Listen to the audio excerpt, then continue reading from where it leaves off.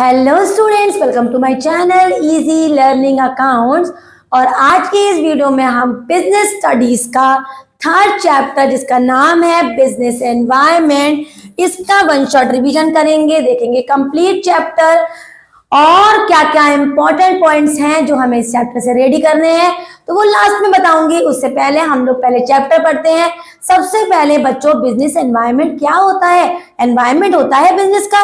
अच्छा, बिजनेस का environment, this is business environment. Yes, all those factors and forces which are outside the control of the whole business enterprise is known as business environment. Business environment refers to those factors and forces which are outside the control of the whole complete business enterprise। जो हमारे control में नहीं होता उसे business environment कहते हैं। यहीं पर अगर कोई आपसे पूछे कि भाई एनवायरनमेंट स्कैनिंग क्या होती है, तो स्कैनर में जैसे कंप्लीट पिक्चर आ जाती है ना, वैसे ही अगर हमें अपने बिजनेस एनवायरनमेंट की कंप्लीट नॉलेज है तो उसे कहते हैं हम एनवायरनमेंट स्कैनिंग। तो having the complete knowledge of the whole business environment is known as environment scanning. आगे बढ़ते हैं कि भाई फीचर्स क्या होते हैं हमारे बिजनेस एनवायरनमेंट के। तो फीचर्स में बच्चों सबसे पहला फीचर्स तैयार करके चलो आप लोग, और वो है हमारा जनरल फोर्सेस। जनरल फोर्सेस में सारे डायमेंशंस आ जाते हैं बिजनेस के, जैसे हमारे आ गए legal environment, political environment, technical environment, है ना, economic environment, then technical environment, economic environment, legal, political, ये सारे एनवायरनमेंट आ जाते हैं। सोशल एनवायरनमेंट भी आता है इन द जनरल फोर्सेस। दूसरा होता है बच्चों हमारा एक्सटर्नल फोर्सेस, या हम बोल सकते हैं स्पेसिफिक फोर्सेस। तो स्पेसिफिक एंड एक्सटर्नल फोर्सेस के अंदर आ जाते हैं बच्चों सारे external factors like banks, creditors, competitors, investors, bankers, जितने भी बाहर के लोग होते हैं वो सब हमारे एक्सटर्नल फोर्सेस और स्पेसिफिक फोर्सेस में आते हैं। ये दोनों एक तरीके से अलग से भी पूछे जा सकते हैं एग्जाम में, या ये हमारे फीचर्स भी हैं। एक और फीचर होता है बच्चों हम जिसे कहते हैं हमारा अनसर्टेनिटी। हमारा बिजनेस एनवायरनमेंट अनसर्टेन है, कभी भी कुछ भी हो सकता है। दूसरी बात है रिलेटिविटी, मतलब एक एनवायरनमेंट का फैक्टर दूसरे फैक्टर से अपने आप रिलेटेड है। इकोनॉमिक कंडीशन अच्छी है, सोसाइटी बहुत वेलफेयर करेगी, सोसाइटी डेवलप कर रही है तो टेक्नोलॉजिकल इंप्रूव करेंगे, पॉलिटिकल इंप्रूव होगा, लीगल स्टेटस बढ़ेगा।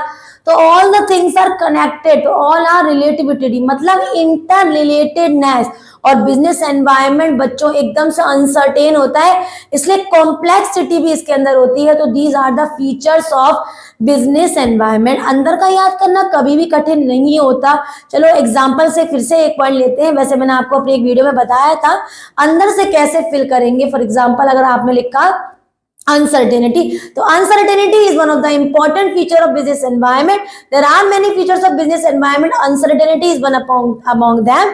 Business environment is uncertain in nature, there is nothing certain in the environment, so this is one of the feature. तो यहाँ हमने कुछ स्पेशल याद नहीं किया बच्चों, और हमें फिर भी अंदर की फीलिंग करना आ गया। नेक्स्ट है बच्चों हमारा टॉपिक जिसका नाम है importance of business environment. Importance वाला टॉपिक भी अच्छा खासा इंपॉर्टेंट है एग्जाम के लिए, तो इंपॉर्टेंस को डिस्कस कर लेते हैं। पहला इंपॉर्टेंस होता है, अगर हमें अपने बिजनेस एनवायरनमेंट की कंप्लीट नॉलेज है तो it enable the firm to identify opportunity and getting first mover advantage. अगर बिजनेस एनवायरनमेंट की नॉलेज है तो हम किसी भी अपॉर्चुनिटी को बहुत जल्दी आइडेंटिफाई करेंगे और सबसे पहले पहुंच जाएंगे उस अपॉर्चुनिटी को ग्रास्प करने के लिए। फॉर एग्जांपल अगर मान लो मिस्टर ए की बेटी विदेश गई पढ़ने, उसे देखा वहां पर कुछ नया तरीके का मार्केट है, उसने तुरंत आके इंडिया में भी उस मार्केट को अप्लाई किया। तो यहाँ होगा enable the firm to identify opportunities, उसे मालूम पड़ गया कहाँ अपॉर्चुनिटी है, and getting first mover advantage. और भी बिजनेस एनवायरनमेंट के इंपॉर्टेंस है, जैसे it enables the firm to identify threats.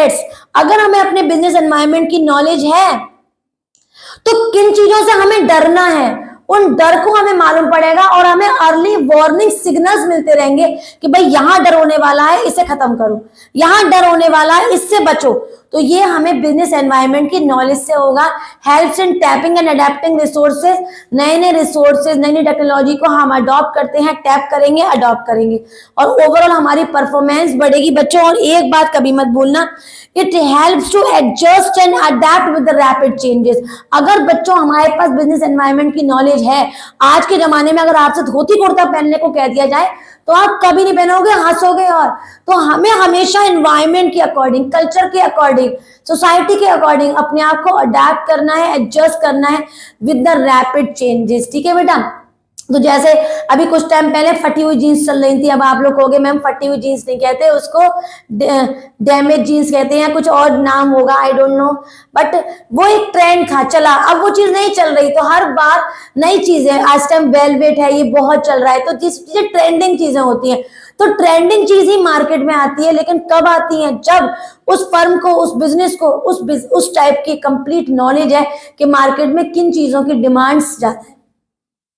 तो ये सारी चीजें हमारी क्या है, इंपॉर्टेंस है किस चीज की, बिजनेस एनवायरनमेंट की, कि अगर हमें अपने बिजनेस एनवायरनमेंट की नॉलेज है तो हमारी परफॉर्मेंस बढ़ेगी, हम अडॉप्ट करेंगे रैपिड चेंजेस, हम कोई भी डर से पहले ही सिग्नल पालेंगे, अडेप्ट करेंगे, एडजस्ट करेंगे rapid changes and etcetera etcetera. These are the importance of business environment. बहुत इंपॉर्टेंट है, इंपॉर्टेंस तो बहुत ही इंपॉर्टेंट है। ठीक है।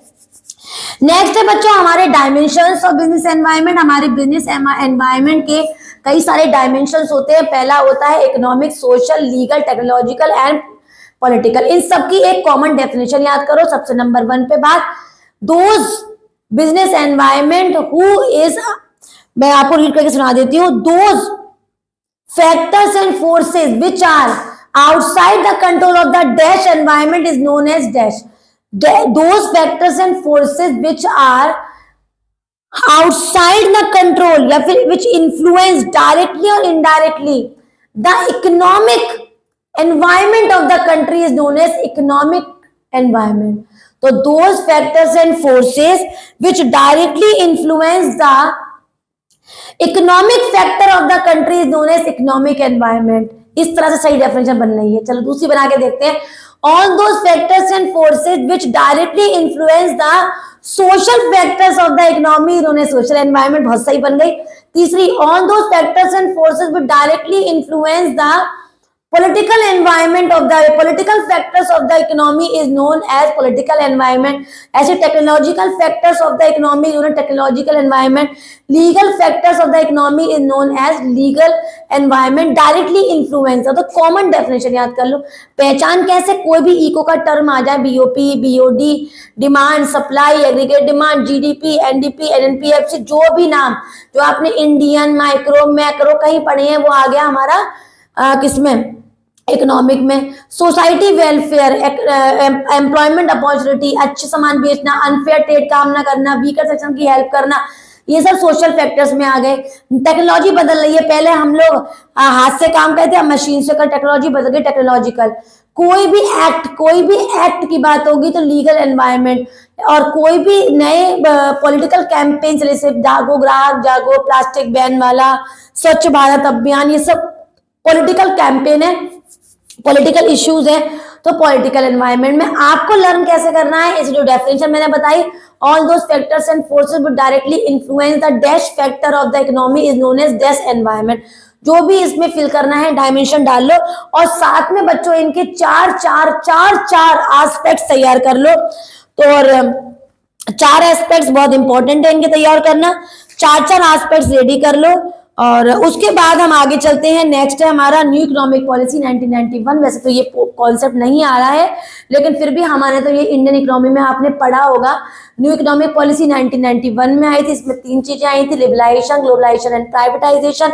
लिबरलाइजेशन में रेस्ट्रिक्शंस को खत्म करना, प्राइवेटाइजेशन प्राइवेट सेक्टर को बहुत इंपॉर्टेंस देना, ग्लोबलाइजेशन जब वर्ल्ड वाइड वर्क करना, इसको प्राइवेटाइजेशन कहते हैं। इसके इम्पैक्ट हमारी इंडिया में बहुत पड़े, हम मोर डिमांडिंग हो गए, हमारे पास बहुत सारे कंपटीशन बढ़ गया, हमारे पास टेक्नोलॉजी बहुत बढ़ गई, बहुत सारे चेंजेस आ गए, और सबसे बड़ी बात बच्चों, हम मार्केट ओरिएंटेड हो गए। कैसे? पहले हमारी जो मार्केट थी बहुत लिमिटेड थी, हमें मालूम था पब्लिक को वो लेना ही लेना है तो वो बिकेगा, लेकिन अब तो पब्लिक के डिमांड के अकॉर्डिंग तमाम चीजें मार्केट में आती है। मान लो अगर क्रीम भी लेने जाओगे तो आपको ये समझ नहीं आएगा कौन सी लें, तमाम ब्रांड्स, तमाम चीजें नजर आएंगी।